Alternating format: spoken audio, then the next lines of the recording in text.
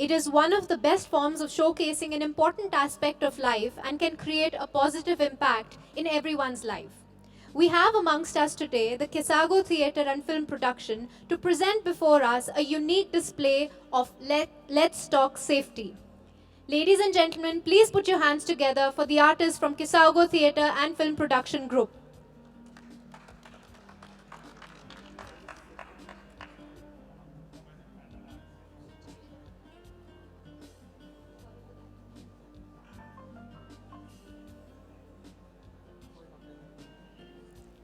I would like to request Dr. Hari Prasad, President, Apollo Hospitals, and Dr. Anupam Sibal, Group Medical Director, Apollo Hospitals, to coordinate this session.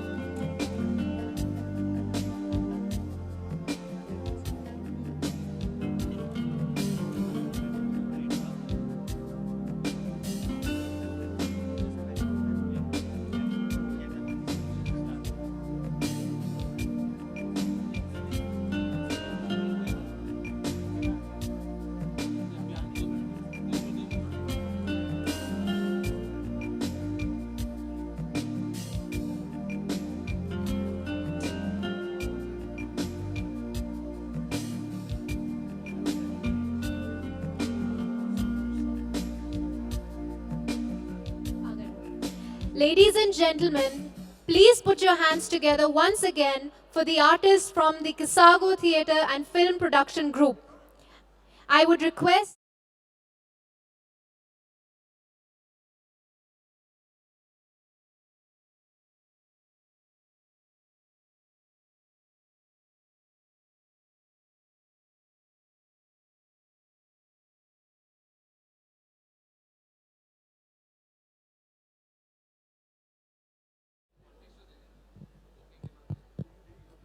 Good afternoon, everyone.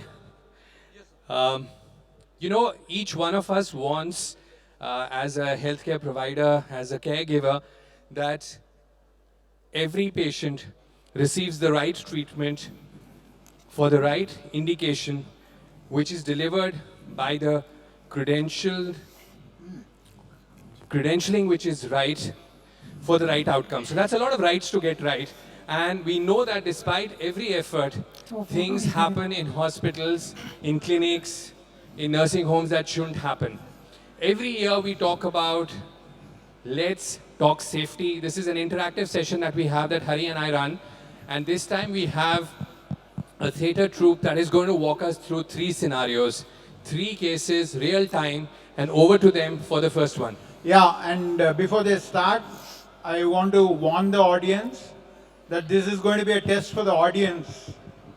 You would need to pick up things and talk about it. So pay attention, and I'm sure you'll pick up a lot of things. Go ahead.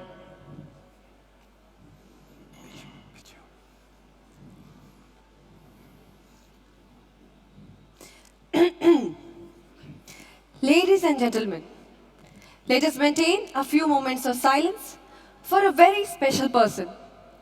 His medical career, in the words of famous philanthropist Circuit, start होने से पहले ही खत्म हो रही है.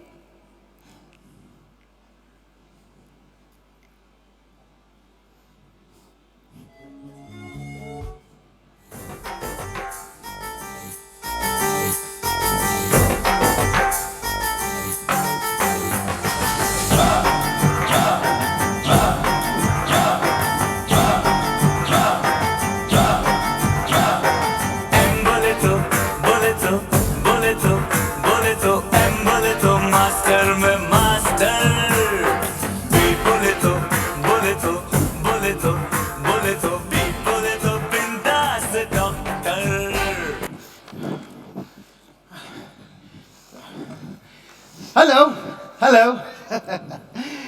Hi, I am MLT. बोले तो Manohar Lal Tiwari. I have a peculiar problem.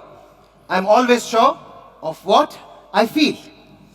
As a kid, an uncle in the colony told me कि सनत जयसूर्या के बैट में springs है. और मैं मान लिया. I became a medical student after watching Munna भाई MBBS. और तब से मैं अपनी जिंदगी के सारे डिसीजंस सिर्फ और सिर्फ अपने दिल से लेता हूं. And for that, I don't even need a stethoscope. Sorry, ये तो बस ऐसे ही formality के लिए. Since the day I watched Munna Bhai, I have decided that I got to listen to both my head and my heart. It's a good thing I watched Munna Bhai, because you know my brother, he watched Satya, and now he's with the underworld. But anyways. मयूर अरे बहुत तू कैसे बैठ जाइए चलिए अरे कोल रावड़ी नो हाँ tailor my time has come ओहो and tell her not to talk to that neighbor Mrs. Sharma.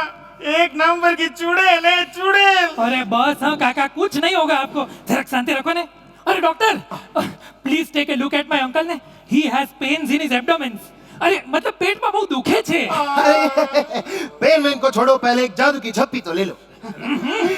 अरे पापा रानी तो मेरी है.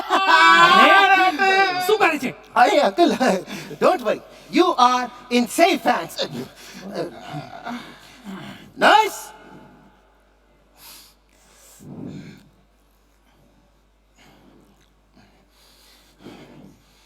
Nurse. Damn these PUBG people. Just a second. Let me put a message in our WhatsApp group. I myself am the admin. Nurse, where are you? Come on. Nurse, where are अरे you? भाई Come scope on. देना. Come ASAP. Scope दो scope. अरे पीछे नीचे नीचे नीचे अरे सामने एनिमी है. एक मिनट यार ये डॉक्टर पता नहीं क्यों बुलाता रहता. Nurse. एक minute. Nurse. Yes sir. Nurse. Yes sir. Please take a look at the patient's records and tell me what I need to know. Sure sir. Sir, we have a report from Bindu Hospital. It suggests the presence of renal cell carcinoma in his right kidney. What soma? Sir, renal cell carcinoma. तम Soma ज्योतिर्गमय. Sir, renal cell carcinoma is a type of... I know the next line. मृत्युर्वामृतम गमे. अरे uncle आपको tension लेने की कोई जरूरत नहीं है. हमारे हॉस्पिटल का नाम है गुड हार्ट हॉस्पिटल. यहाँ हम सारे काम दिल से करते हैं. वाह. दिल से. Nurse, Yes sir. please take the patient inside and remove his right kidney. दिल से. Sir, Don't hesitate, nurse. It is our duty. और वैसे भी रिपोर्ट में तो यही लिखा है ना that he is suffering from tamasoma. I mean renal cell carcinoma in the right kidney. but sir, we have to wait for CT scan just to be sure. Sure, nurse? Really? Sure? क्या तुमने चकते India नहीं देखा है? देखिए sir, Shahrukh के लिए देखिए. Nurse, behave. अगर तुमने देखी है, तो तुम्हें ये भी पता होगा that when you don't know what to do, you have to go by your gut feeling. हाँ sir, but sir, Nurse, please do as I say. अरे क्या बोल रहे हैं डॉक्टर साहब. ए डॉक्टर आर यू श्योर हाँ श्योर. पकड़िए. अरे रावड़ी मेरी प्यारी रावड़ी बीवी आज मैं ढोकले की कसम खा के कहता हूँ मैं तुम्हें बहुत प्रेम करूँ सू. So like I was saying, I always had this surety in myself. Whenever teachers used to ask me, what do you want to be in life, beta? I used to say like, anything. You know my favorite movie is Had Kar Di Aapne, where Govinda played almost everyone. He was the grandfather, grandmother, son, daughter, everyone. Govinda was also the television, which I think is a different story anyways, but... Arey uncle! Operation khatam ho gaya uncle? Huh? Yes, I'm perfect. Exactly the same person I was before the surgery. Beautiful. just that he has half the number of kidneys he went with Don't worry, sir. Please wait there while we get the reports from the pathology department. So like I was saying, I was always sure of what I do. You know, I have read somewhere that the first answer the brain recommends to you is most probably the right answer. I mean, I don't remember from which book I read it, But the first answer my brain is suggesting right now is it was from a self-help book, something like that. Doctor, can I call my Rabdi? Sure, sir. Please do. So, like I was saying, Sir, the reports are out. And it's a miracle. what happened, nurse? क्या uncle बाप बनने वाले हैं? I mean, what is it? Sir, the report suggests there was no trace of renal cell carcinoma in his kidney. Yes! अरे कोई मुझे बताएगा क्या हो रहा है? Uncle, we have a good news and a bad news. Which one do you want to hear first? I want to phone a friend. Call Rabdi, no? वो option नहीं है, uncle. Which one do you want to hear? Good news or bad news? Okay, good news. Good news is that there are no traces of renal cell carcinoma in your kidney. That's good, no? What's the bad news? Well, we only got to know that after we removed your kidney. Chop, chop. Oh doctor गधेड़ा Don't worry, sir. Don't worry. You know, I have read somewhere that when God closes one door, He opens another. In the same way, when He takes away one kidney, He also. Sir, I read the report from earlier hospital again. See, I told you. What does the report say, nurse? Sir, it says that. What does it say, nurse? बता दो. Sir, it says that. हाँ what does it से अरे what the hell does it say? Sir, it says the renal cell carcinoma was present in left kidney, not the right one. हाँ तारी सासू का ना खाए अरे what? What do you mean? It means के they remove the wrong kidney अरे that's okay, no? They can put it back and take the wrong one out. No, we can't because of the cancer. It means I have to go from hospital again with just one kidney. और वो भी आधी सड़ी हुई. Doctor.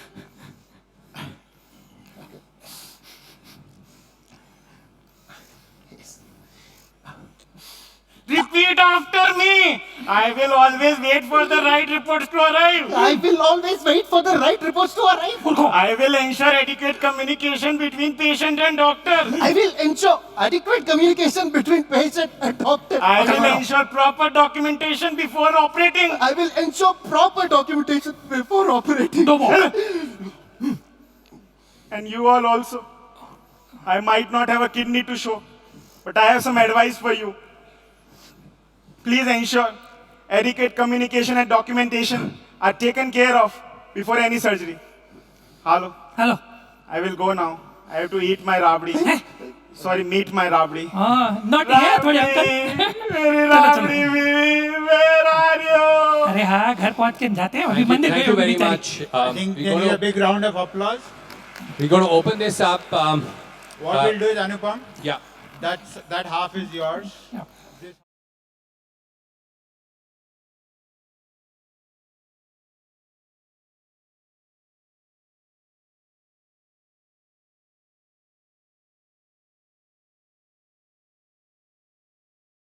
Does anyone want to add on to the things that went wrong?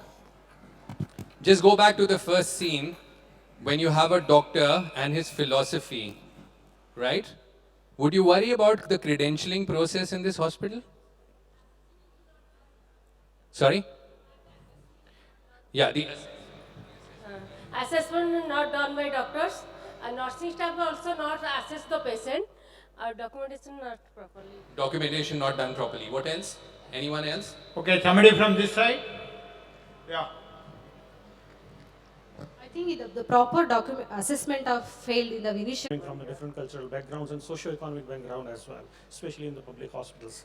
Many a times if the patient comes with, speaking English and he is more, educated, then a doctor sometimes behave differently than someone who is coming from a lower socio-economic background. That also needs to be taken care of. The more that we empower the patients, the more the patients will be aware of the patient safety and there will more questions they will ask. Yeah.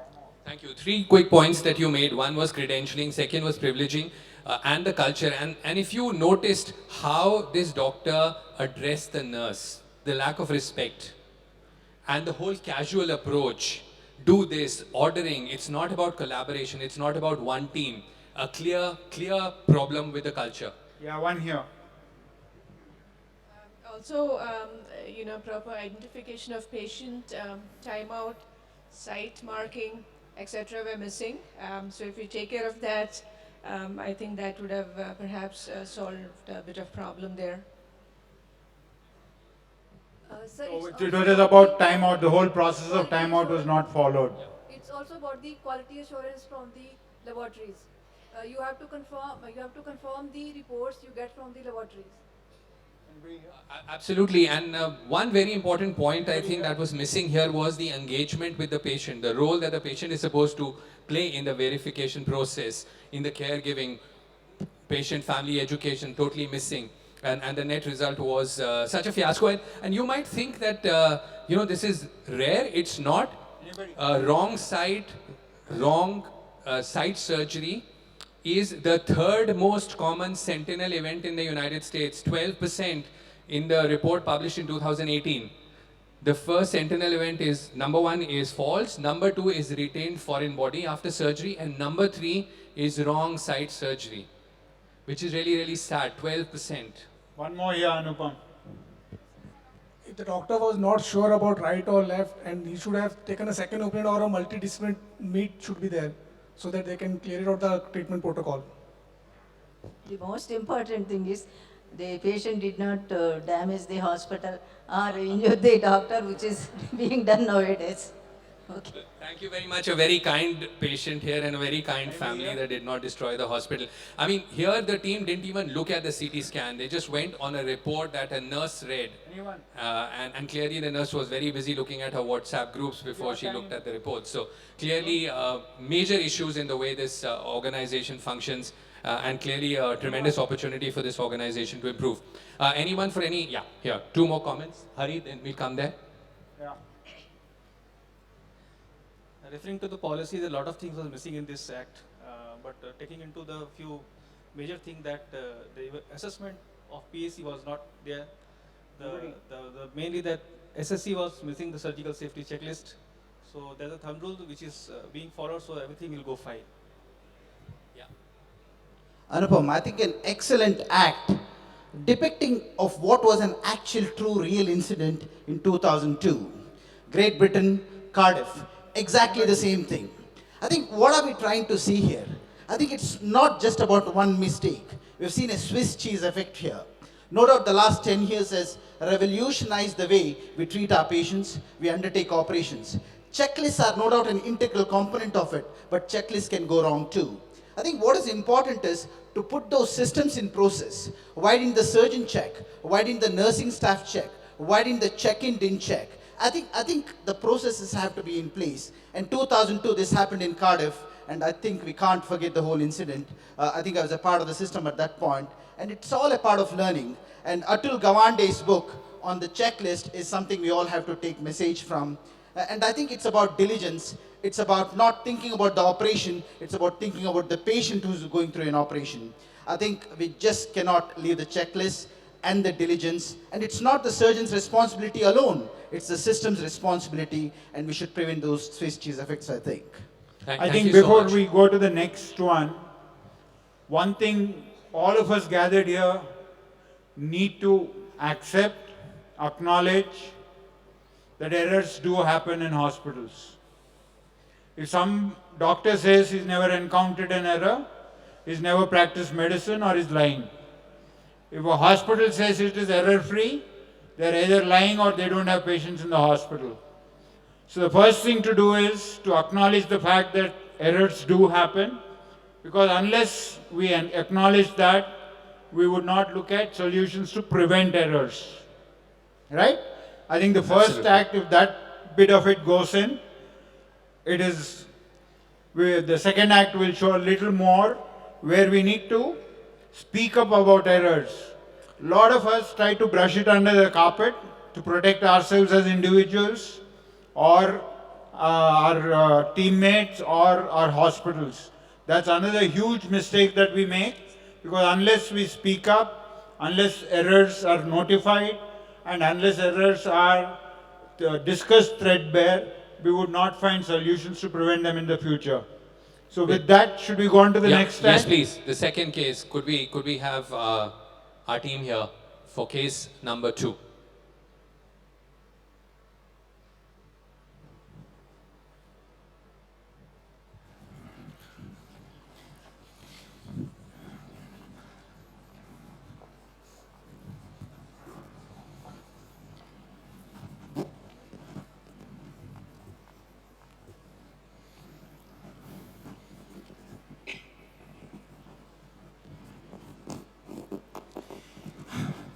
So, ma'am, did you get the message from the first story?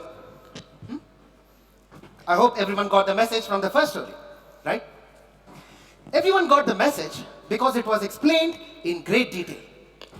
Sometimes we are not given detailed messages, and that leads to severe losses. Losses that cannot be counted. Ma'am, do you know the story of the day I joined this hospital? As a patient. Does anyone over here know of the story? Don't worry, don't worry. I will tell you the story. It was April 2nd, 2011. Well, here we go. Anyone guess? Post time once again. MS will spin. Heads is the call. Does anyone remember Heads it is. what happened on that day? World Cup. Exactly. That was the day India won the World Cup under Dhoni. It was the day the entire nation was celebrating, singing and dancing, except one person, Manohar Lal Tiwari, myself. It was the day Dhoni became immortal. It was also the day I became mortal. Do you all want to hear the story? Yes? Yes? Let's begin.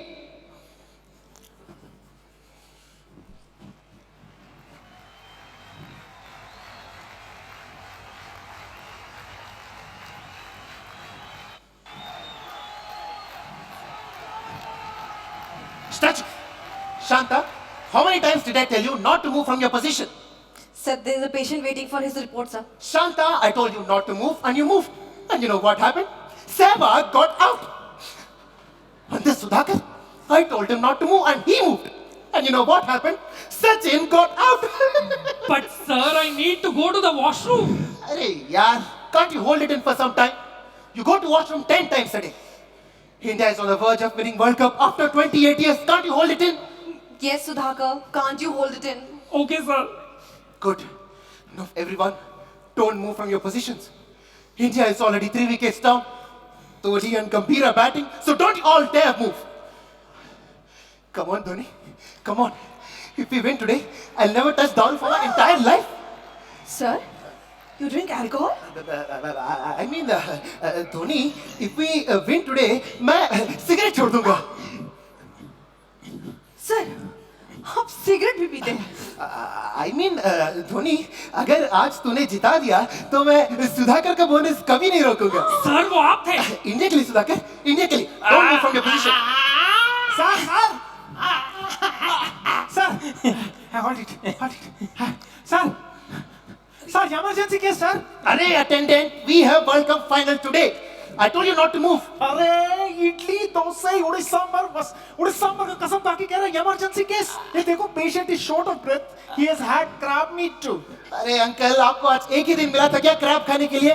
बेटा, उनका score देख के लगा कि India ही जीतने वाला है तो मैंने खा लिया. और क्या लिखा है रिपोर्ट में? 1 minute, hold it. Edema of the throat with a mild to overbone inspiration. पर बेटा, क्या केकड़े थे. बचपन की याद दिला दिया. अगर तुम्हें चाहिए हो तो बताना. हाँ बेटा. देखा आपने क्या किया? धोनी बाल बच गया. इधर आइए आप, इधर आइए. सुधाकर, तुम उधर जाओ. Don't change your position, Sudhakar. Uncle अंदर ले जाओ, मैं अभी आया.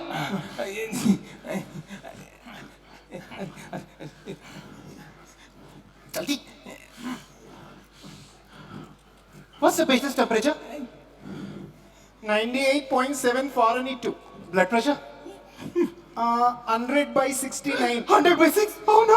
अरे 100 by 69 mmHg, sir. Oh, okay. And the pulse? 70. 70 miles per hour? थोड़ा ज़्यादा slow नहीं है? It's the World Cup final. Potton, 70 miles per hour, no, 70 beats per minute too. Okay. Sudhakar, you stay here. Whenever there is a wicket or a boundary, scream and let me know. Yes, Okay? sir. Shanta, Yes, sir. you come with me. Okay, sir. Shanta, TV on कर दो. Doctor patient. Shanta, TV on कर दो. कुछ नहीं होगा. ध्यान से देखिए उसको. वो ECG मॉनिटर है, टीवी नहीं है. Oh, correct. Nurse, please tell us what should be our course of action. Just a second, sir. So we have to administer 0.5 mg of epinephrine. I know, Shanta. Good, good. Very impressive, very impressive. Sir, it's also mentioned that the method of administering should be IM. I know, Shanta. I know. Very impressive. This Christmas, I will talk about your promotion. I will be your Santa Claus. Sir, the method of administering should be IM. I know, Shanta. Okay. All right. We need to administer 0.5 mg of epinephrine. Correct? Yes. But sir, oh no. I know, Shanta. You're also disappointed, no? I mean, how can they lose 3 wickets so early in the innings? And Gambhir, he's such a hot-headed guy. I remember, he hit Shahid Afridi with his elbow. Like that. How can he do it? Sir, Gambhir is out. Oh no. Shanta, please take care of this quickly. My chest, it's hurting. I feel a lot of pressure in my chest. I know. Dhoni also faces a lot of pressure in these situations. That's what I was trying to tell you. The method of administering should be IM instead of IV. What? तुम लोगों ने कुछ गलत किया क्या? I can feel tingling in my fingertips. Sir! Bouncer! Pulled away. In grand fashion. And a nice way to open the account. That's a fierce square cut. Over the boundary. Short, wide, and he went after it, Dhoni. That's it very hard through the offside. Onside, 4 ball. I know, Sudhakar. I know. I can feel it. Nicely placed. It's racing away. Beats the fielder in the deep. He's ball with the bat. 4 more. He's doing it easily. Absolutely magnificent. Dhoni finishes off in style. A magnificent strike into the crowd. India gets the World Cup. I am. Don't use IV. यही करूँगा uncle. माफ कर देना. वो world cup final था. इसीलिए. And that was the day, ladies and gentlemen. The entire nation was happy. I was the only person who was sad. Me and that uncle who ate the crabs.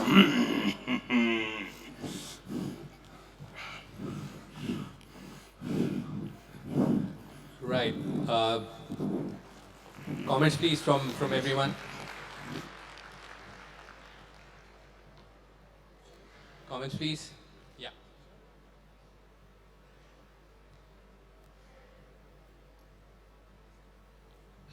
Doctors not follow the hospital rule like alcoholism, smoking avoidance, first of all. Then no effective good communication.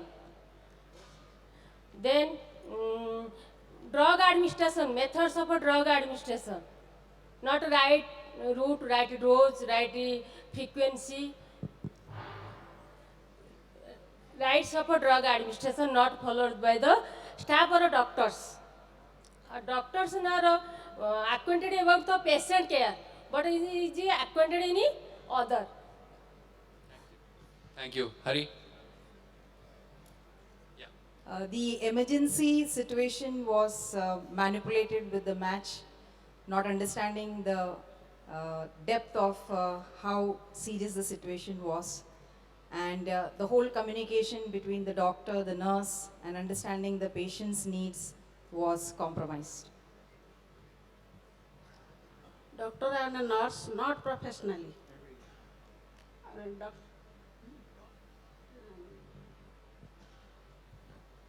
We should not follow the... Doctor and a nurse not diagnosed the patient diagnosis, not diagnosed.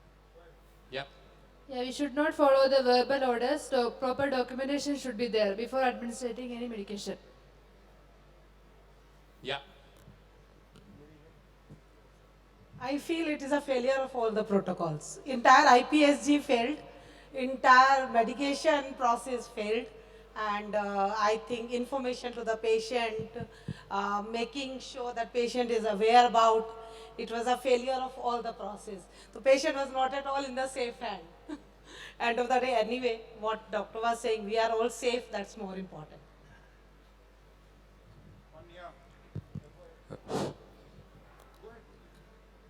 Appreciate the skit display. Dedication and compassion was missing is what I think. We understand that doctors also need to view the entertainment and everything, but when it is in case of emergency, I think one needs to be dedicated and compassionate. There are 4 points which brings to the limelight. Basically, the first, the initial assessment was not done properly. I think that's the core crux of the issue. And the doctor confirmation of the previous history, that was not done, and suddenly there was a conclusion which come down. And the doctors depend on the nurse, which is not wrong. It should be the other way around. The nurse should have actually said the findings to the doctor. And the safety management is a concern which we generally see in most of the hospitals. I think that should be taken care of. These are the 4 points which comes to our mind. Thank you. It was an emergency, and the drug which was used, which was a high-risk drug, so that should be cross-checked twice and then that only administered. In this case, the route was not told by the nurse twice, thrice, but doctor was not ready to listen. Because of the cross-checking was not done, the wrong medication has been given to the patient, and after giving the dose of that medication, patient had ADR, that is adverse drug reaction, which was also not mentioned anywhere and which was not treated properly. Thank you. Dr. Kaushik, myself. This is a classical scenario where we can see where we should tell no, where we should resist. Because the sister was knowing it was IM, she should have resisted well and she should have been able to communicate and convince well, irrespective of the situation. This is a classical scenario. This is what I feel. Good afternoon, everybody. Myself, Shweta. What I feel that patient identification was not done. There was communication error. There was vitals was not checked. As sir said, assessment was not done. So doctor was believing on the vital was written previously, not actually checked at the time. That's all. I just want to ask this: how many nurses in the audience? Show of hands, please. Right. A good 40-50%. And I just want to ask, do the nurses feel empowered enough to tell the doctor what you're doing is wrong and I'm not going to let you do this? You know, how many nurses believe they're empowered? Fantastic. When Hari and I used to ask this question 7 years ago, the answer used to be like 5%. So clearly we are making progress. And one of the key lessons that we have from this session and from this conference really is about empowerment of teams. It's about everyone. It's about the dietitian, the physiotherapist, the nursing aide, the housekeeping staff, the nurse, the junior doctor, the middle level doctor, the senior doctor, everyone doing what is right for the patient, and a culture which encourages you to speak up. A very interesting comment was made by a colleague at the start where she talked about bad behavior of the doctor in terms of smoking and alcohol. That was a very interesting comment, because there are lots of clear policies in terms of alcohol. If you come drunk to work, in most places you will lose your license. Because this is something that is just not acceptable, it's not professional enough. And it largely depends on the rules within the hospital, but in many countries, if you are found drunk, your license goes. Anupam, some more comments from my side. Yeah, I feel the commitment towards the patient safety is lacking completely from the staff side, and also the staff who are working towards the patient are also being distracted by the others. So the ones who are working for the patient needs to be encouraged more, and the ones who are getting distracted also to be concentrate on what they are doing. And also the empowerment of the nurses. Most of the audience said that the empowerment of the nurses is there, but still we feel that 100% has to be implemented for the empowerment of nursing. Thank you. First of all, they are not giving value to the profession, and not only that, no dedication, and it is totally malpractice. As we can see from both the scene, there is a use of so much of medical terms with the patient. The patient involvement is totally lacking here.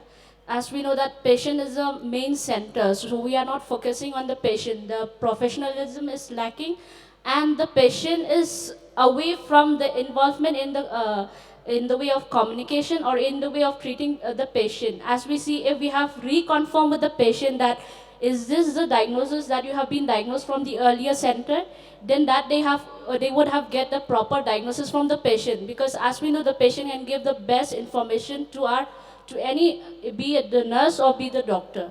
So the use of medical terms should be totally avoided, because when we are talking to a common person, we have to explain them in a simpler form and simpler manner so that our care to the patient can be improved.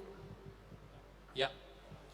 I believe we are a service industry, and our motto and mantra should be patient always first, which was the major concern missing in this skit. And second is primary assessment by the doctor. So these were the two important things, which were the foremost and important things. Thank you. This is regarding smoking. In my student days, there was a thoracic surgeon. He was such a chain smoker. So after opening the thorax, he will go, he will smoke and again wash his hands and again. Till that time, the patient was kept under anesthesia. So smoking also should be avoided by doctors. Thank you. Good afternoon to all. I'm a military doctor. Now, one thing to be perceived, that when the entire country is grappling with the fever of cricket, as you could see that in the government sector as well as the corporate sector, TVs are placed all around. So we are not immune, the person who are on duty, they are not immune to be grappled with the fever of cricket. Now, the professionals should learn how to switch the mode immediately. Ours is a profession, we have chosen for it, and we should know how to switch very fast after meeting the circumstance. We may get back to our cricket fever, but our dedication to our service, we should not forget the very basic that we have chosen this profession to be on our toes to meet all challenges. We should look into this aspect also. Thank you. In this case, sister tried to explain the route, but the doctor said that, sister, I know everything, I know everything. It is overconfidence. Overconfidence is not a good thing. Confidence is a good thing. Here is the overconfidence of the doctor. Excellent point. I just want to ask a question. Doc here mentioned about television, but I think honestly television is not the issue. The phone is the bigger problem, because you have live television on your phone. So the question I want to ask is, how many people here have a policy in their hospital that does not actually allow someone to take a private personal call when they're actually caring for the patient? So clearly an opportunity for improvement, less than 10%. So which means you can get away with being on your phone while caring for a patient, which is a recipe for disaster. We always talk of relatives manhandling the doctor, and we always call the doctor poor doctor and all. This is the incidence where I think the doctor has infuriated the patient and the relative. So without any fire, there may not be fumes. So we have to curb that instinct of negligence and all, and then these manhandling of doctors and all, to the great extent, can be prevented. Yeah. So actually, before sir has told, you should not even get distracted by your mobiles or even by the feelings also. You should be able to step outside when you are dealing with a patient. I think one doctor and one nurse said about the empowerment. I think a lot of accreditation bodies have actually asked for the empowerment document to be ready before we go for assessment. But I think we have to remember, I'm a nurse and there are many nurses in the auditorium. We have to, I think, go back to our previous days where discipline was maintained by the sisters in the ward. And that discipline was totally lacking in the act that was shown. Discipline at work, very important, not only for the patients but also the others working. The doctor also was trying to overpower the other doctor not to move, and also controlling the nurse, and empowerment in true sense that nurse would have stopped the doctor that you have to listen to me what I'm saying, that this injection is not IV, it is IM. Thank you. One very important point that our theatrical team did was that the nurse there could actually have stopped it. But she was worried about the bonus, perhaps, and an extremely obnoxious doctor to work with. And that is why, though she tried 3 times, she finally gave up. And if she had not given up, this would not have happened. So it is about empowerment. It's about that culture of speaking up. It's about, you know, my voice counts. So my point is a lack of professional standards and etiquettes. A lack of professional standards in the sense that the patient, the hospital is not putting rules regarding the time that the television has to be watched. I believe there should be professional timings for working and for leisure in the hospital, and professional etiquettes in the sense the way the doctor speaks to the patient, the way the doctor communicates to the nurse is still lacking. The other thing is the credentiality of the doctor. Most of the time, the doctor is not reflecting on his knowledge in the application to treating the patient. The other thing is the seriousness in the medical team. It all seems like a joke. No one takes it serious. And the other thing is regarding drug administration. The doctor didn't ask the nurse if he double-checked the medicine. It was the role of the nurse to double-check if the name matches the strand of the patient, if it is the right drug, get a signature from the senior nurse because it is a high-risk drug. And despite the doctor insisting on administering, in the hospital scenario, it's the nurse who administers this medication after correct in procedure for authenticating it. So I think that's where it was lacking. Thank you. Well, thank you, dear friend. I think you have added few of my points. I just felt in this scenario, the empathy part was completely missing. As you said, it was a joke and the doctors or the nurses did not empathize the situation first. And the patient rights were completely violated. The patient was not given an opportunity. He was not explained well, and that was the reason maybe the case was just like a joke. Thank you. We'll go to the third case and then come back. Okay, we'll just conclude this case Yes. first. How many of you have been in healthcare, working in hospitals for more than 3 years? Put your hands up. Okay, let the hands be up. Let the hands be up. How many of you have not encountered a medication error in the last in your career? So those hands, I can keep the hands up who have not encountered medication errors. Great. So There are a couple of hands. Any more? So See, clearly medication awareness has errors increased. are more common than we really think. And they can actually lead to serious consequences. I'll tell you a real case scenario. There was this patient with an amyloidosis. Okay, with amyloidosis, and on discharge, she was not a diabetic. On discharge, the junior doctor actually wrote a medication which was not meant for her. She came back in 3 days in an unconscious state, and when they checked her blood sugar, it was 45 or 40.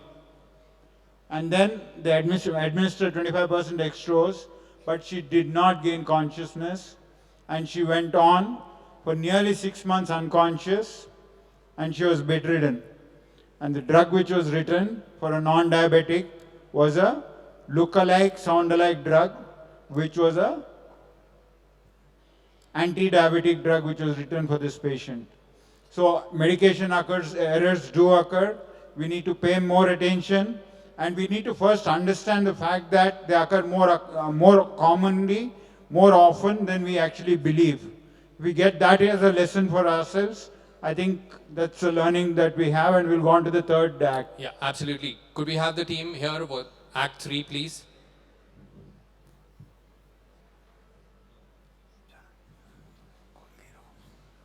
This will be a very quick one. After this, we'll have a very interesting session.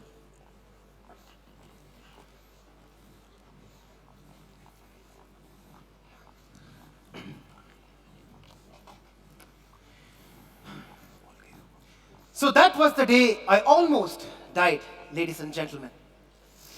Sad day for me. Sad day to the world of medicine in general, Good Heart Hospital in particular. Life is all about ups and downs. And after 2 downs, my life was finally going up. I was enjoying my bachelor life. So, how many people over here are not married? Give me a cheer. Come on, give me a cheer. And how many people over here are married? Give me a cheer. Yeah. You see, that's the sound of sorrow. The final story is from the most important day of my life. I was about to get married. Any guesses on whom I was going to marry? Anyone? So much intelligence. वैसे हमारे play में एक ही female actor, but फिर भी such intelligence. I was going to get married. You know, it took me 3 years to understand that whenever Shanta used to scream at me, it was her love. Whenever she beat me up, she was trying to test my bone strength. And whenever she kicked me out of the house, she was trying to teach me independence. But I'm digressing. I had to convince Shanta's father, Shanta's mother, Shanta's relatives, and of course, Shanta also for the wedding. Our wedding was 8 days away. My leaves were sanctioned. And that was the last working day before the wedding. Sudhakar? Yes, sir? Please make sure all reports are properly consulted before you begin the procedure, okay? Yes, sir. Don't worry. I'll take care of everything here. You go and have fun at your wedding. Thank you. Vaise, sir, I always wanted to ask you this. Does Shanta have any siblings? Yes, one brother. You. Sale ji. Kaam kar apna. Nurse? Nurse! I mean, Shanta, did you make sure the reports have reached the pathology department? Munna. Doctor, you know I finish all my work beforehand, right? By the way, caterer से बात करो यार, फालतू में bargaining किए जा रहा है. Sure. Don't worry. I'll handle it. Let's cancel few invitations for the wedding. Looks like patient. क्या हुआ? अरे बैठिए, आप ही का रिजर्वेशन है, बैठिए. सर, क्या हुआ? Sir, patient 10% burn. What? अरे, what क्या? माथा, छाती and butt. What? अरे butt कैसे? I think he put it in microwave oven. What? Quick, take him to the emergency ward.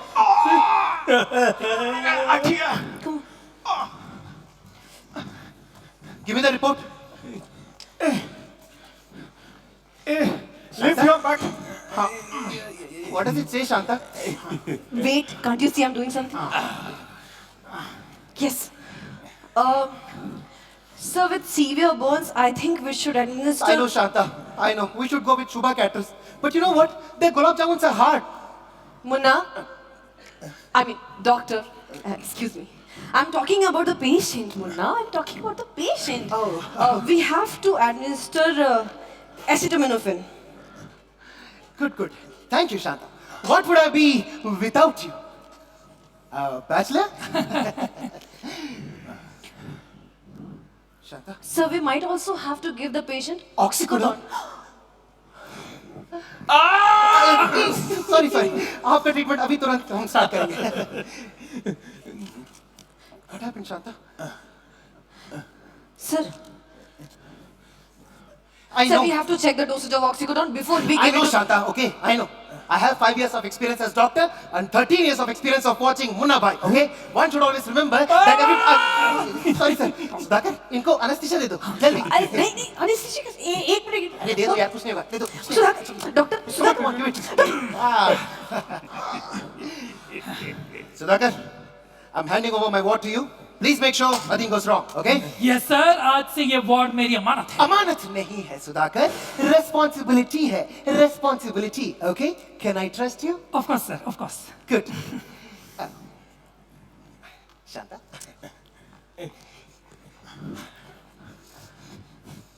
Over the next 8 days, my hospital ward worked diligently on the patient.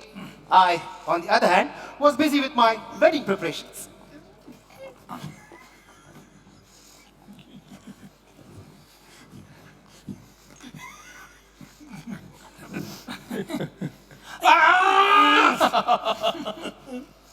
Uncle आप कुछ नहीं होगा, आप ठीक हो जाएंगे. बेबी 1 घंटा हो गया, कहाँ हो तुम? कहाँ? मैं यहाँ हूँ शांता. तुम्हारे बिना ये वार्ड एक मॉर्चरी जैसा लगता है. The next few days were the most blissful days of my life. Finally, my dream was about to come true. अरे क्या हुआ आपको? I can't breathe. I can't breathe. मेरी सांस नहीं चल रहा हूँ. Uncle, I understand English, okay? अब how bad is it? Oh, very bad. I see. Oh, 1 second.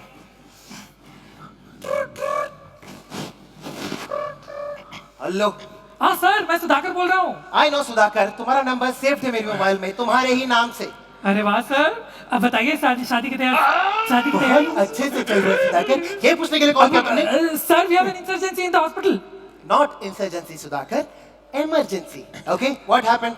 Sir, the patient is having breathing problems. Oh, what are the other symptoms? 1 second. Sir, the patient is having breathing problems. He can't breathe properly. In short, breathing problems, sir. Can't you handle it, Sudhakar? I mean, it's my wedding day for God's sake. No, sir. I am scared if you don't come. हमें दवा की नहीं दुआ की जरूरत. I know. मैं आ रहा हूँ अभी. Sir is coming. Shanta. Let's go. Shaktiman! Chicken fox, chicken fox, chicken fox, chicken fox, Shaktiman! Chicken fox, chicken fox, chicken fox. Sudhakar. Sir, I knew you would come. Give me the report. There. Very good. Sudhakar, can I check the dosage of oxycodone, please? It's written. What happened, Shanta? Everything all right? All right. All right. Do you think this is all right? The patient had received thrice the amount of oxycodone he was supposed to get. In short, 5 guna zyada. What? How? Sir, I'm sorry, sir. I checked the labels, sir. Sir, the automatic dispensing machine stores higher concentration levels of oxycodone than regular lower levels. He checked the labels. But did you check the concentration level, Sudhakar? Yes, Shanta. You are right. I always found Sudhakar's concentration levels low. Hello? Whose father? Oh, church father. Sorry, sir. No. The wedding is still on. Please don't cancel it. I'll not get another leave. Me? I am in the hospital. I can't come now, father. I'm in the middle of an insurgency. Not insurgency, sir. Emergency. Yeah, whatever. No, father. I cannot come, but can you come here? Please do come now. Yeah, the way things are going, if I don't get married today, I'm never gonna get married.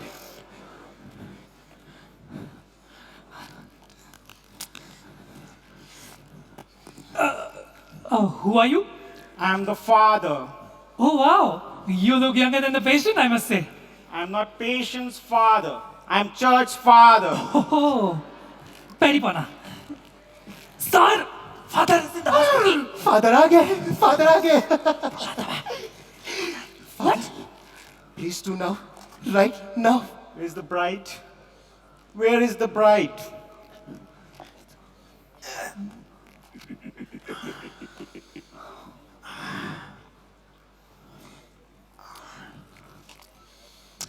Do you, Shanta Thomas, take Manohar Lal Tiwari, Urf MLT, as your husband? Shit. Do you, Manohar Lal Tiwari, swear to always administer the dosage before giving it to any patient? I do. Do you, MLT, swear to follow the 6 rites of medication before any procedure? I do. Do you, Manohar Lal Tiwari, swear to follow all the protocols instead of your own heart? I do. From now on, I'll only follow proper procedure. You may now kiss the... take the bride home. So that's how I got married, ladies and gentlemen. I loved Shanta, and that was the last time I followed my heart. Since then, I only follow proper procedure for every intervention.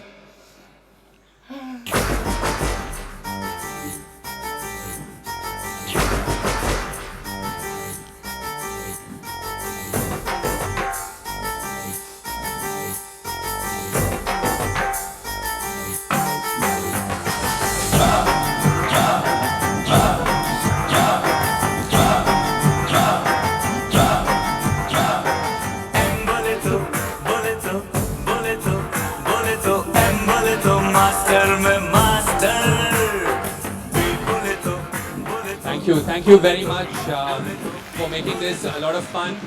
You would have noticed that we focused a lot on medication errors because medication errors are the single most common error that takes place in the healthcare universe, whether it's clinics, whether it's hospitals, it's nursing homes. And if you have systems in place and you actually follow the policies and protocols, medication errors can be prevented. And we saw two very serious examples of how things can go wrong. Just want to end before I hand it over to Hari for his concluding remarks. How many of us here belong to accredited hospitals? And it's so heartening to see that the number of accredited hospitals is about 50%, and another 50 who don't yet have accreditation are here, and I'm sure they're going to move into that journey of accreditation, because what accreditation does is it makes your hospital a lot safer than it was pre-accreditation. Over to you, Hari. Yeah, I think first a big round of applause for the team which performed. Although they brought in a lot of humor and over-dramatized it, I think the point that we need to drive home is we need to make sure that our facilities are safe for patients. We need to make sure that errors are identified. We need to make sure that errors are reported. We need to make sure that they are analyzed. And we need to finally make sure that we'll never repeat the same error again in our hospital or in our clinic or whatever we do. That was a basic thing. And the reason we involved the audience into it is not very common, especially in the nursing faculty, to speak up about errors. They're scared to speak up about errors. I think that's the biggest disservice we could do to our profession. We need to speak up about errors in the right forum, and we need to have a blame-free environment in the hospitals to make sure that we learn from our errors and prevent errors in the future. So this has been a session which was aimed at these different things that we tried to do, and I hope it was useful to all of you. Thank you.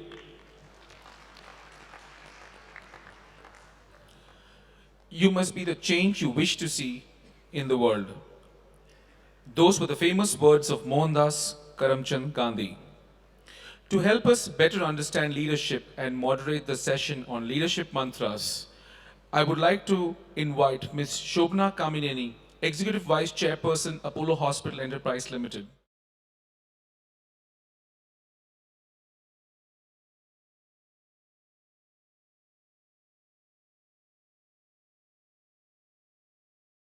Ms. Shobna is an active member of CII. Her appointment as its president in 2017-18 created history, as she was the first ever woman to hold the position since its inception in 1895. Ma'am, may I also request you to please moderate the session. Thank you.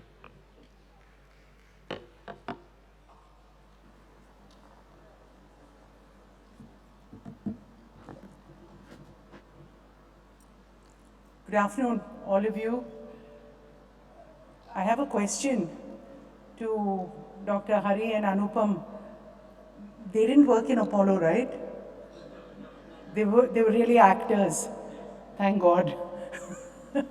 So, having said that, I think that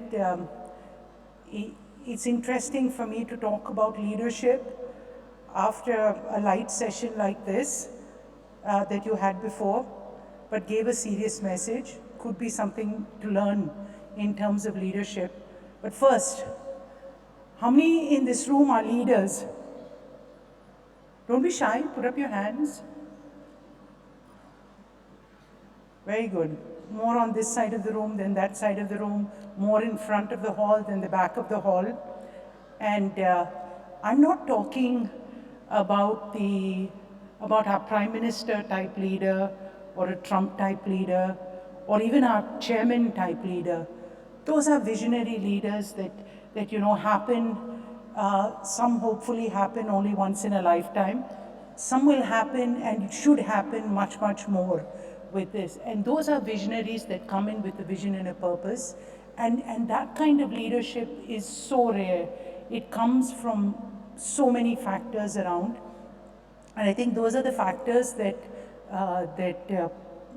Professor MK is going to talk about, because before we started, I asked him, why do you think a session like this, why do you think this room needs a session on leadership? And he actually said that it's such an important learning lesson that we have to, in the hospital scenario, when you're called up, you might be called up in an instant, or you might be called up at a series every morning when you come to work. It's not just the passion and the expertise that you bring, but you might need that one extra spark, and that's what William is going to be talking to you about. So I'm not going to steal your wonderful thunder, but I think that you contextualized it so perfectly that I felt that I had to explain it here. So my kind of leadership is not the great leaders that you might think that this is what we have to be. I'm really talking about, if you look at the pyramid, I'm talking about leaders who are at the middle of the pyramid, at the bottom of the pyramid, probably a leader like me. And how do these leaders come up? What really happens, and how do you get them? And I think that kind of leadership is very different, that you must understand that a leader will come up for a circumstance, something critical, not just a hospital event, but a war. But you will find a leader every day, that maybe if there's an accident on the road, or if there's a flight that's delayed, that someone might take a leadership role and think about that. So those are your instant leaders that come up from nowhere. Then you have, and this is all the middle leaders, then you have the practiced leaders of how leadership, that you get opportunities. You might have become, been the head girl of your school, you might have been, of your society, or your colony, or these are the practice, opportunistic leadership opportunities that come to you. And these are the interesting ones that happen more and more in our daily life, and still constitutes the fact that we're leaders.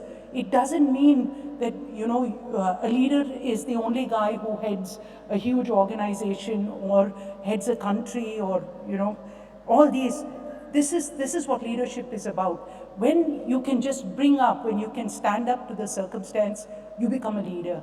And I think those are the kinds of interesting leadership models that we're seeing more and more of.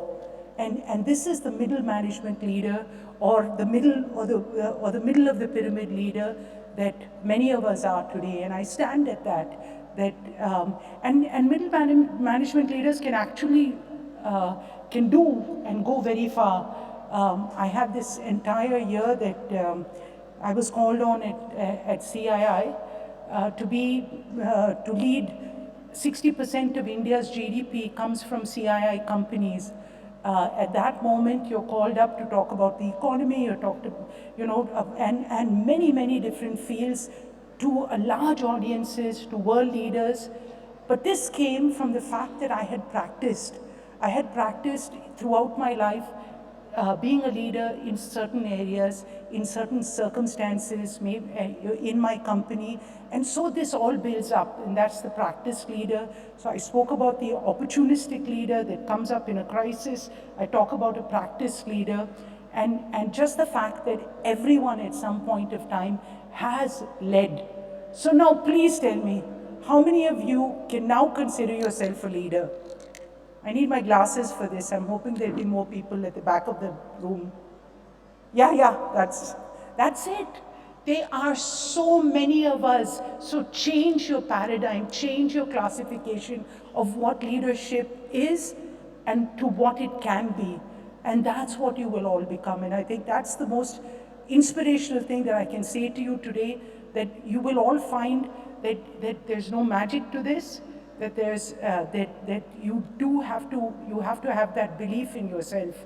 And I think that in Apollo, for instance, as an organization, there's so many of them have the belief that it's not one visionary leader, but it's about many, many, many leaders that have to step up every day, that have to engage every day and become greater every day. And this is the importance of healthcare. So I just use Apollo as an example. It doesn't mean that every single hospital in the country or every single enterprise in the country that continues to make this country great and continues to make this world go around, and our society all has leaders like all of you. Very, very important message. Before I leave you, I'd like to strike one more chord, one more message, and that is leadership today. Leaders today, please remember, you can run but you can't hide. The social media glare is so huge that you have to continuously, Mahatma Gandhi famously said, you cannot be excellent in one part of your life while you ignore the others. And that's again a very important leadership trait, because leaders inspire trust above anything else. And so if you think that you can be a leader at work, but go home and change your behaviors to something else, that's not going to happen. And you will get caught out. And with social media today, you're going to get caught out a lot faster. So having said that, I think that this is, two messages that I leave you with. There are many leaders, and please build trust and make sure that your trustworthy behaviors are always a part of you, and this will help you in your journey. And the last is, it remains so important to what you do and what you become as a person. And so it's about you personally, and I hope that the message resonates.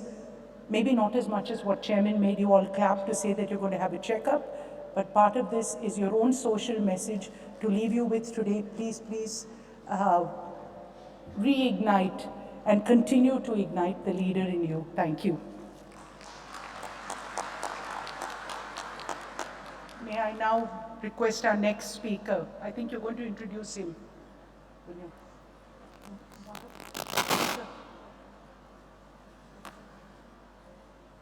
For the presentation, William has a presentation. Do we have a clicker? Gaurav.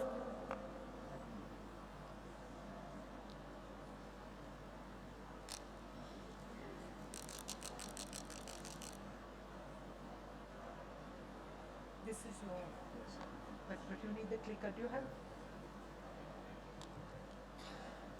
Ladies and gentlemen, please welcome Professor William Amike.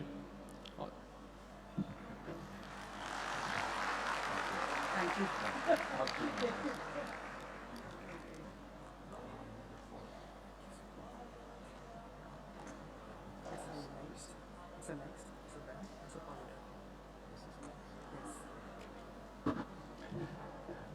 Good afternoon.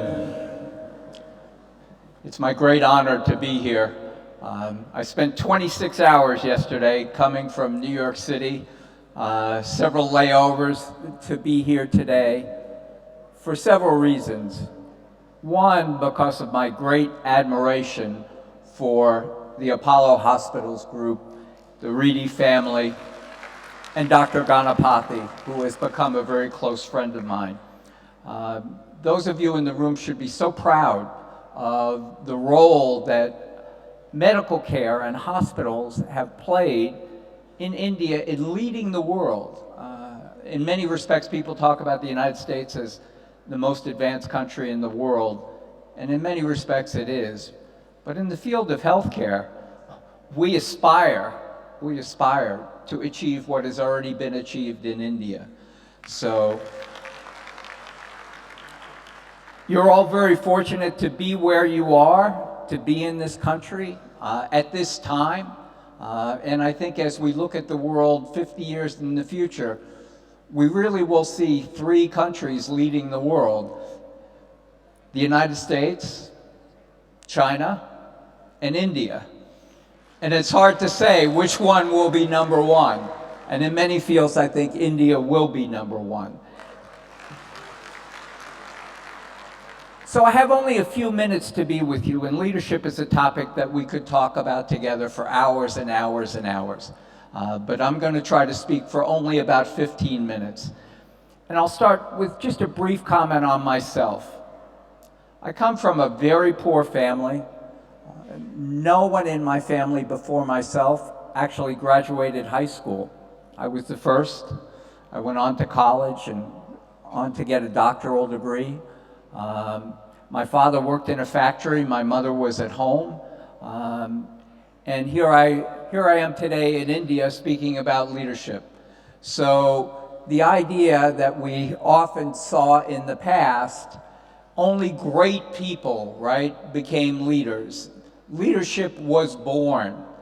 I can tell you not just from my own personal story, but even if you look at some of the pictures up here and see some of the people who many people would see as some of the great leaders of our time, they came from very different places.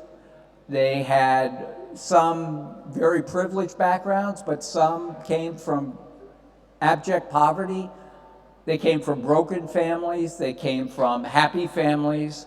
They came with families like the Reedy family with great traditions, and they came with families with no tradition at all. So lesson number 1 about leadership, in my view, is leadership is made, not born. And each one of you, just by the fact that you chose to come here today, there is leadership within you. Whether you've exercised it to the degree that you may someday, well, maybe it hasn't happened yet, but it's there. And particularly in the healthcare field, tomorrow may be the moment that you are really required to step up and to lead. And if you do, you will save a life, maybe many lives. So lesson number 1, leadership is made and learned, not born. Lesson number 2 comes from what I think is the greatest writer on leadership in the world's history, a man named Peter Drucker. And his first principle of leadership was that integrity, without integrity, long-term leadership is impossible. So your ethics, your commitment to yourself, to do what's right, is the first lesson of leadership. The second that Mr. Drucker talked about was from a man named Andrew Carnegie, who was one of the robber barons of the last century. And even though he was a very authoritarian person, a person who led with an iron fist, he asked on his tombstone that these words be said: "Here lies a man," and let me editorialize, today we say, "Here lies a person," not a man, "who knew how to enlist in his service better men and women than himself." So the second point in leadership is that leadership comes not just from you, but from the people that you work with, the people that you lead. Leadership, in fact, in my view, leadership is really a relationship. It's a relationship between the leader and the followers. So lesson number 3, leadership is a relationship. And in fact, everything that leaders accomplish, no matter how great the person, the work is actually done by those who follow. So recognizing that if you are to achieve your vision in leadership, it is really a partnership between you and the people that you're leading.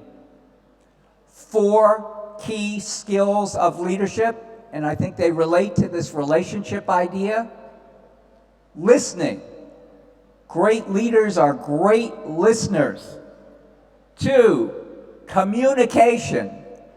Leaders, almost by definition, live or die in terms of their effectiveness by their ability to communicate. 3, leaders fix mistakes. It's not about blame. It's not about fear. It's not about chastising. It's fixing and moving forward. And lastly, leaders focus on the task to be done, not the people who have to do the task, and certainly not themselves. Followers make leaders. A point that I think I've already made, and in the interest of time, I'll try to move on. Central to my presentation in the next few minutes that I'll spend with you is a recognition that leadership itself is a job. It's a responsibility in an organization that in many respects only the leader can do. And what is that job about? Leaders deal with the outside world. And why is the outside world so important? Because in many respects our resources come from the outside world. Leaders develop ideology and values. As I think we've been reminded all morning by Apollo and its leadership, leaders envision the future. But at the same time, leaders balance their vision and movement toward the future with doing a good job today. And certainly in the field of healthcare, yes, we need to be getting ready for 50 years from now, but the patient is here today and needs care today.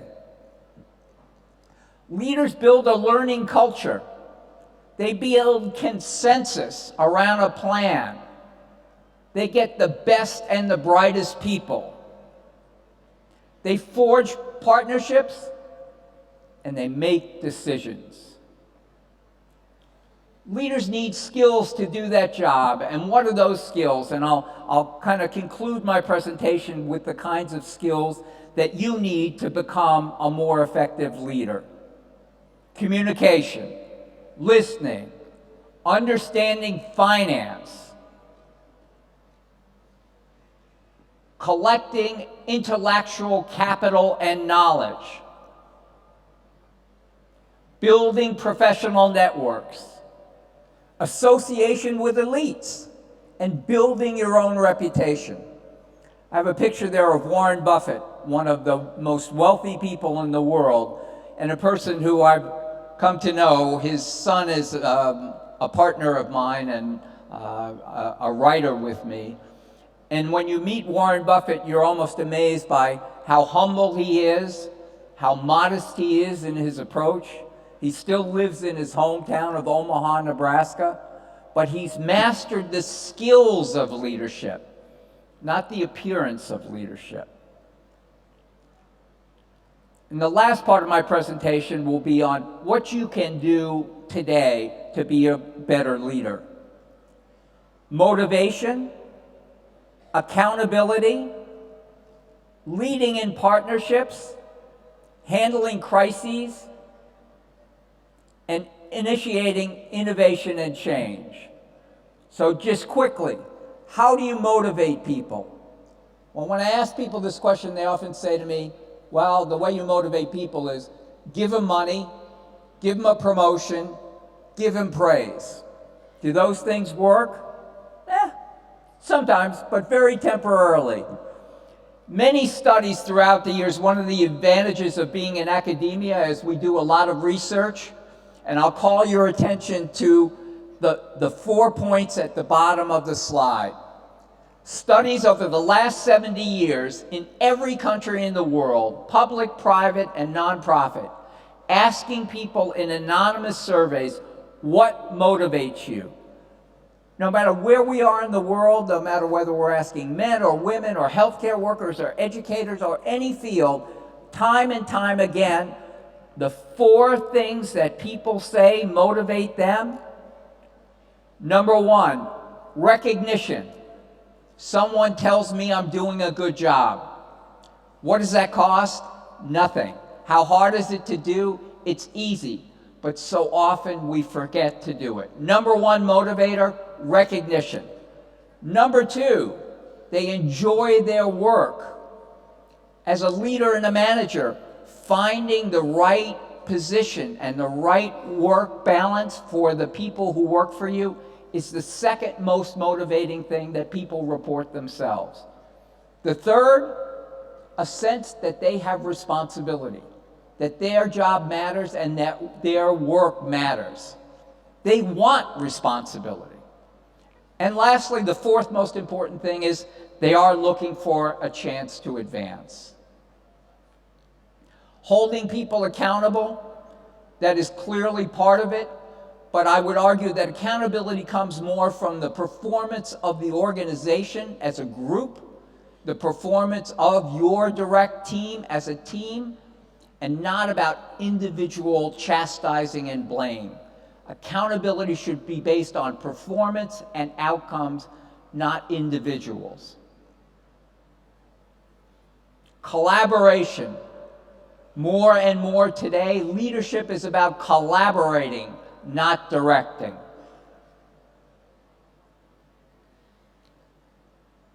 And in a crisis, just a few tips that I learned from my years at the New York City Fire Department. In a crisis, be visual, be reassuring, communicate constantly, take actions when prudent, then restore normalcy, pursue justice, and initiate restoration and prevention for the future. And then just lastly about innovation.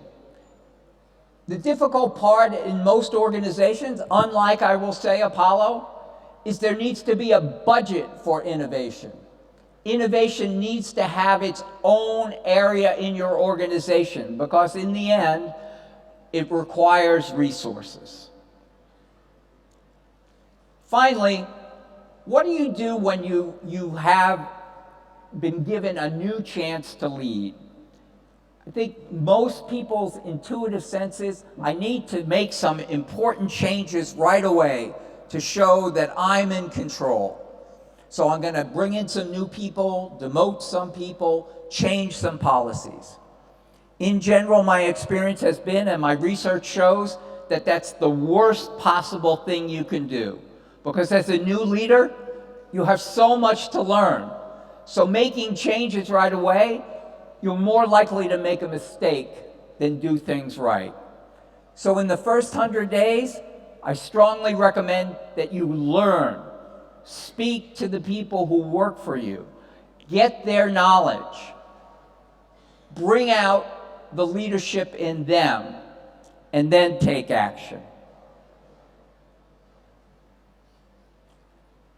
Let me conclude by saying, in each and every person in this room, the potential for growth as leaders are there.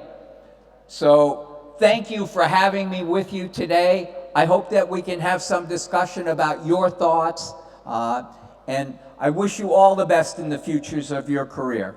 Thank you.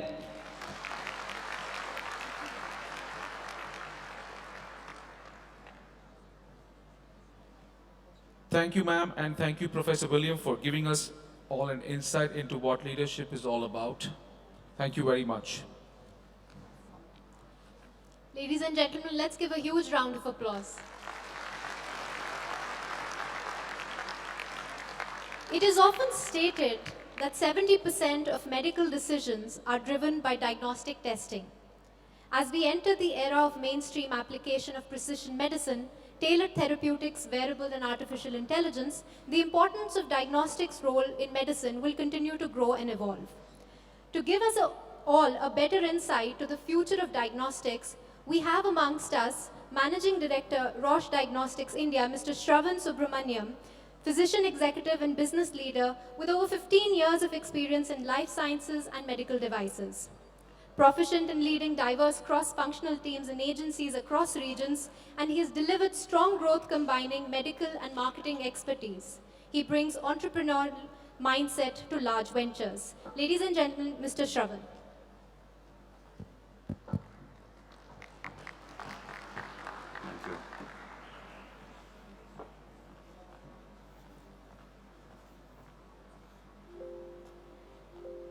Thank you, and good afternoon. I'm the one holding you up before lunch, but I really appreciate the opportunity that the Apollo management has given us. This is the second time that Roche is supporting the IPSC event, and it's really important for us, not just as Roche, but as a diagnostics community, to have a seat at the table for the conversation around patient safety.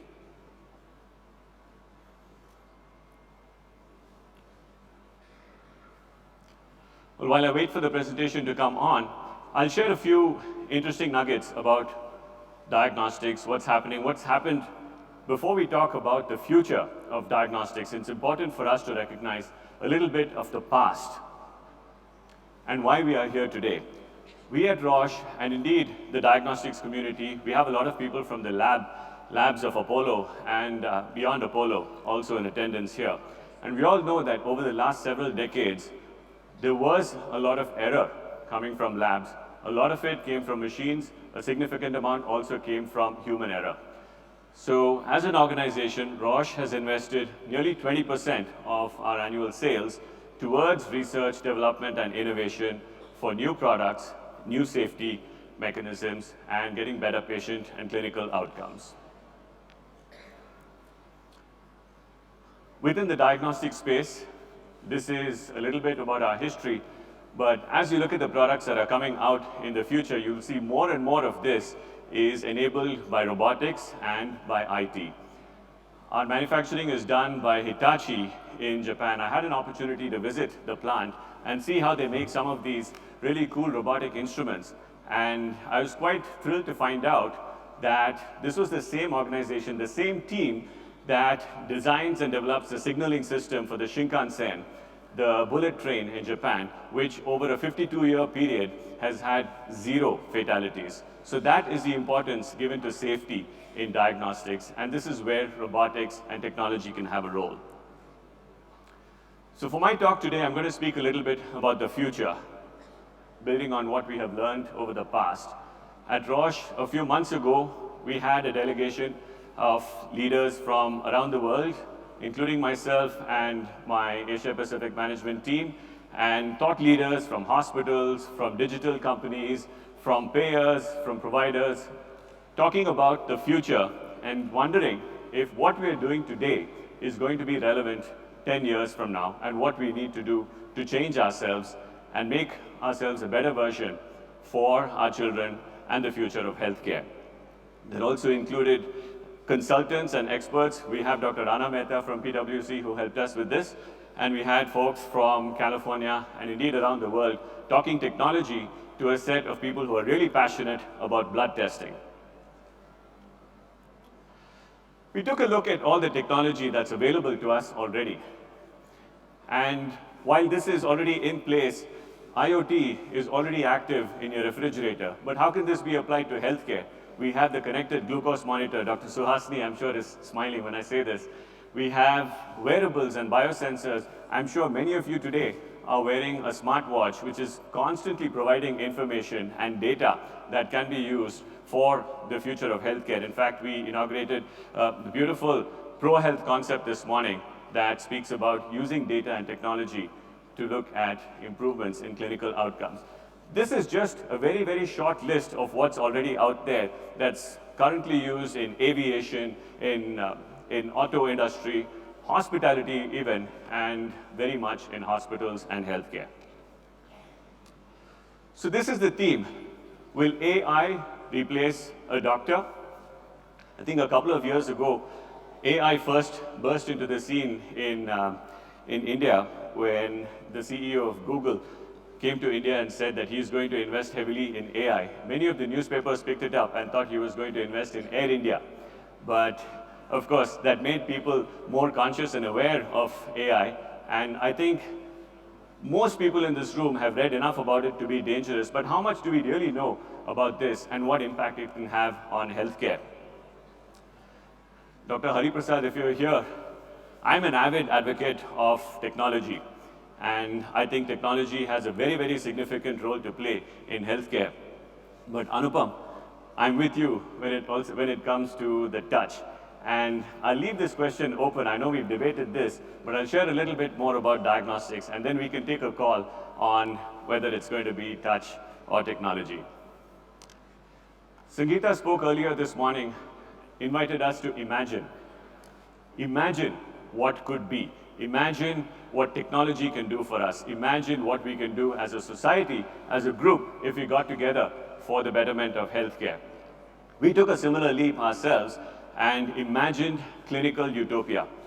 What if we had access to the best resources, the best technology, and best people, of course, infinite funds, and were able to develop a system based on currently available and known technology, but assuming that this would evolve a lot as well. We spoke earlier this morning, we were hearing about binary moving to quantum, and that can dramatically change things. 4G is moving to 5G.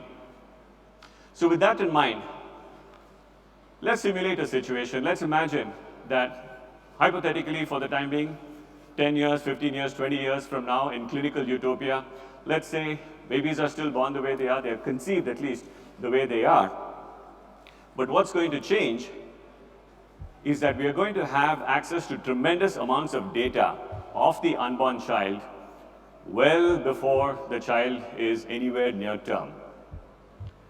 We're already doing this in some cases. We've already started looking at ways for prenatal testing. We're looking at ways to repair damaged tissues, but we will also have genetic information from the parents. So let's say this child that we are all going to be following now, let's call him Raju. Raju is born in a world of clinical utopia. Straight away, as soon as Raju is born, well before he is born, he is going to have all his data, individual genomic data, available on a chip, perhaps the cloud. Recently, I came across the term the fog. So it's going to be in the cloud, in the fog. We're going to have access to Raju's genomic data. What are we going to do about this? And how do we obtain this data? Earlier we heard that it's going to be really cheap. It used to cost $1 billion 15 years ago to map the human genome, $1 million 10 years ago, $1,000 today. And within a few years, it's going to be $100, $10 and cheaper. And we're going to take it for granted. It's going to be on our phone. How do we track Raju?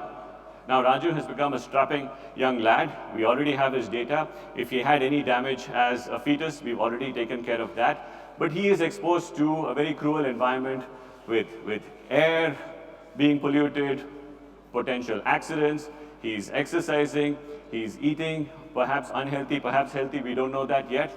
But what we know for sure is as Raju grows up, he is going to have wearables, he's going to have embedded sensors on his surface, in his body, traversing his bloodstream, constantly providing us with data, and we're going to be absorbing that data and making decisions from it. What next? What do we do with this? Personalization of healthcare. We speak about N of 1. But for making interventions for an N of 1, we need data points from an entire population. So having his data alone counts for nothing unless we're able to look at it in the context of the overall community and look at data sets, look at trends.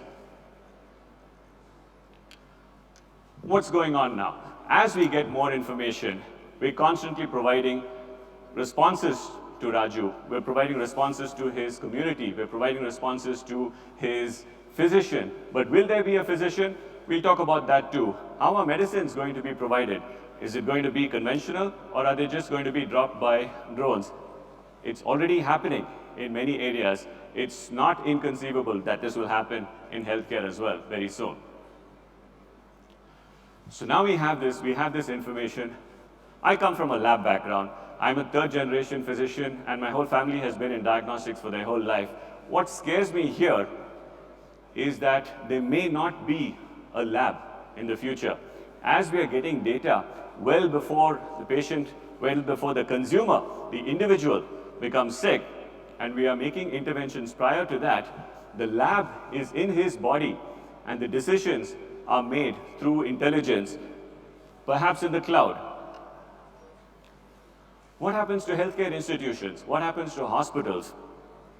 Now I know I'm taking a risk speaking about hospitals in front of an audience of nearly 3,000 people that make a living from hospitals, but perhaps in clinical utopia, the hospitals as we know them are going to cease to exist.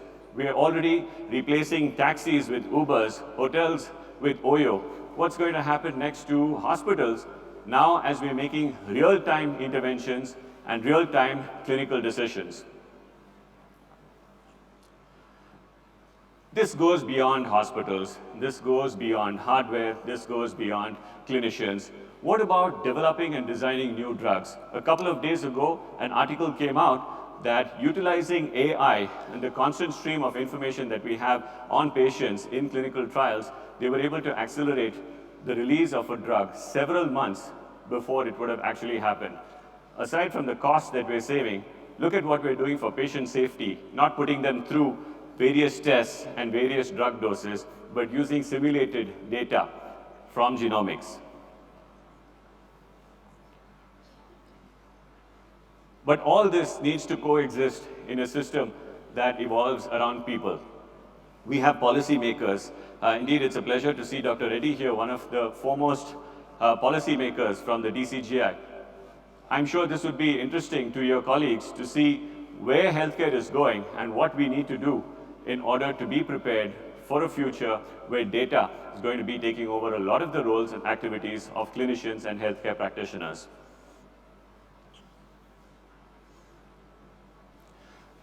So this is it, ladies and gentlemen. This is what the future of healthcare could potentially look like. It is a scary place. We are living on the edge, but we need to be bold and take that leap. The argument about technology versus touch, I'm reminded of an anecdote I came across in The Economist some months ago in the aviation sector, where they said for a plane to take off and land safely, we just need three things. We need, of course, the computer, which is going to run the plane.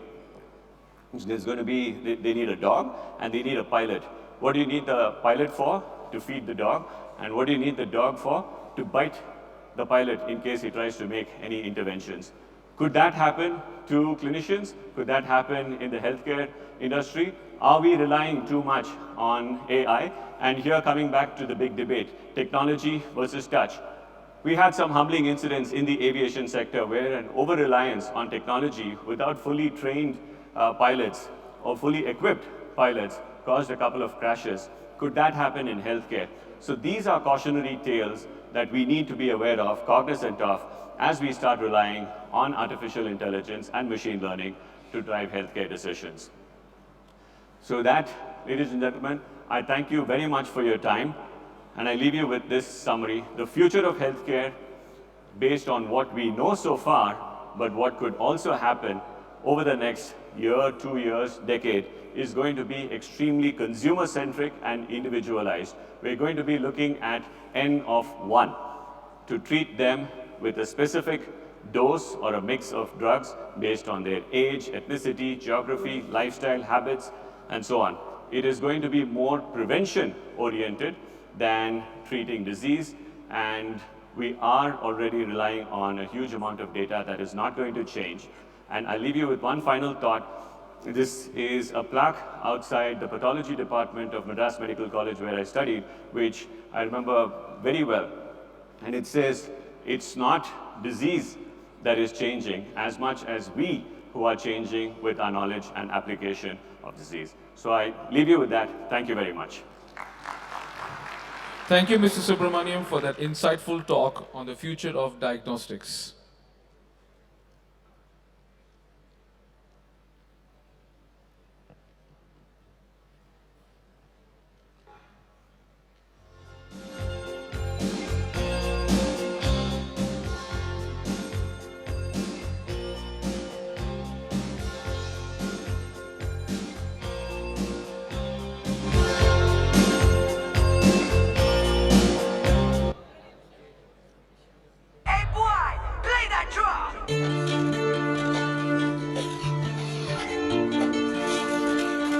Ladies and gentlemen, you're requested kindly not to leave the room, please. We have a very interesting session that's going to happen. That was the reason why there was silence and a gap. Requesting everyone not to leave the room, please. Thank you.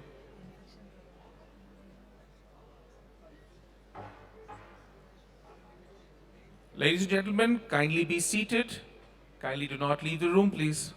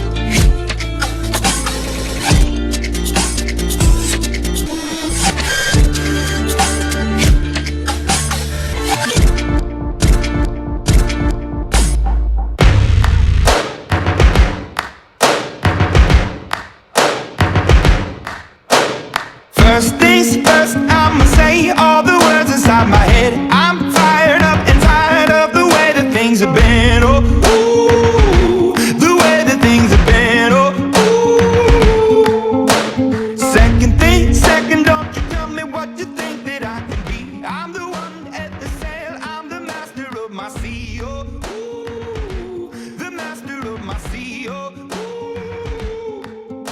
I was broken from a young age, taking my soak into the masses, writing my poems for the few that look at me, took at me, shook at me, feeling me, singing from heartache, from the pain, taking my message from the veins, speaking my lesson from the brain, seeing the beauty through the.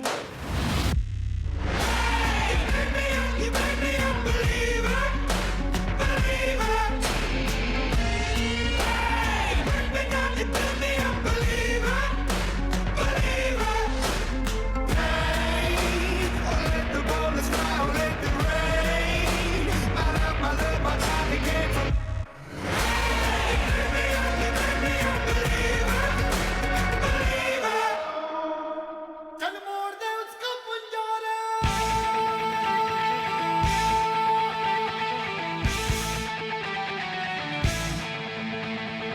साथ आसमां चीरे, अब साथ समंदर पीरे, चल साथ सुरों में कर दे ये ऐलान. हिम्मत है तो रोको और जुर्रत है तो मानो, रे आज हथेली में रखती है जान. खून में तेरे मिट्टी, मिट्टी में तेरा खून, खून में तेरे मिट्टी, मिट्टी में तेरा खून. ऊपर अल्लाह नीचे धरती, बीच में तेरा जुनून, रे सुल्तान.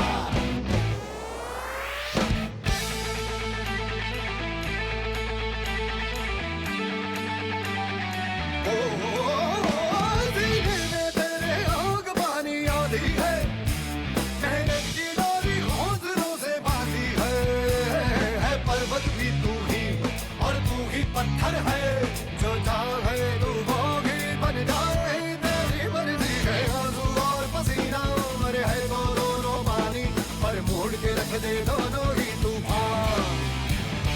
चोट हो जितनी गहरी या ठेस जिगर में ठहरी, तो जज्बा उतना जहरी है ये मान. खून में तेरे मिट्टी, मिट्टी में तेरा खून, ऊपर अल्लाह नीचे धरती, बीच में तेरा जुनून.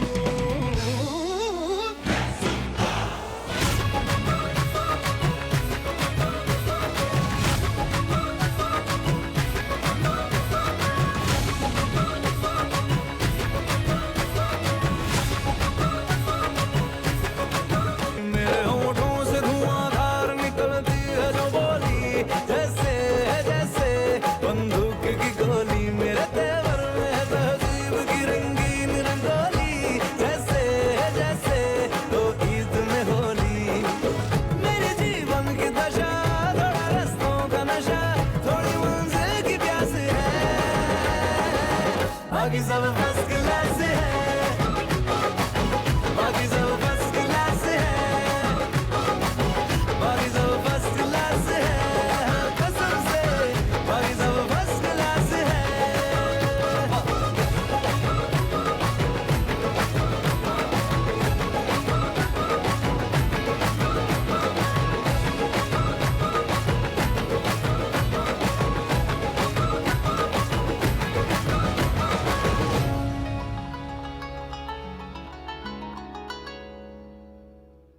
Ladies and gentlemen, can everybody put your hands together for a huge round of applause?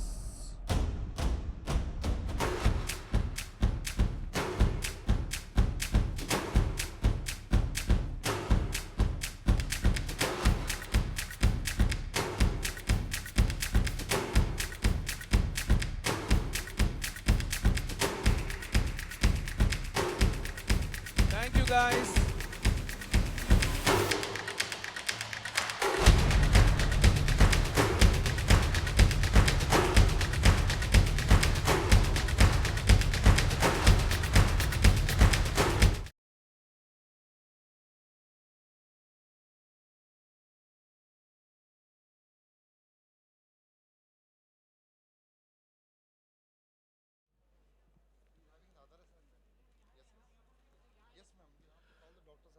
Sadhguru is someone who needs no introduction, and he has been gracious to share some of his thoughts with us today.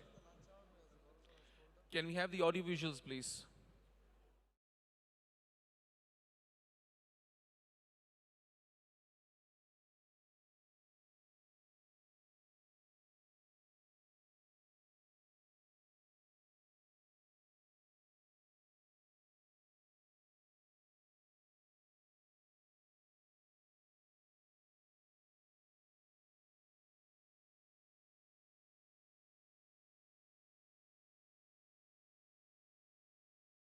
I am in this movement called Kaveri Calling to revive Kaveri.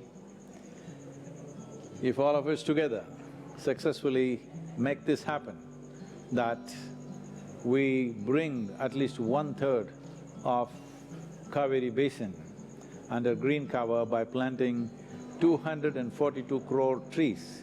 This is not that we have to plant it, this is just we have to support the farmers to plant in farmlands.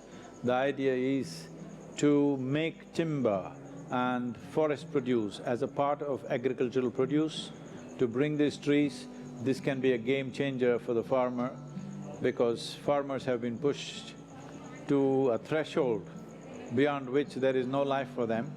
As all of you know, there have been thousands of suicides.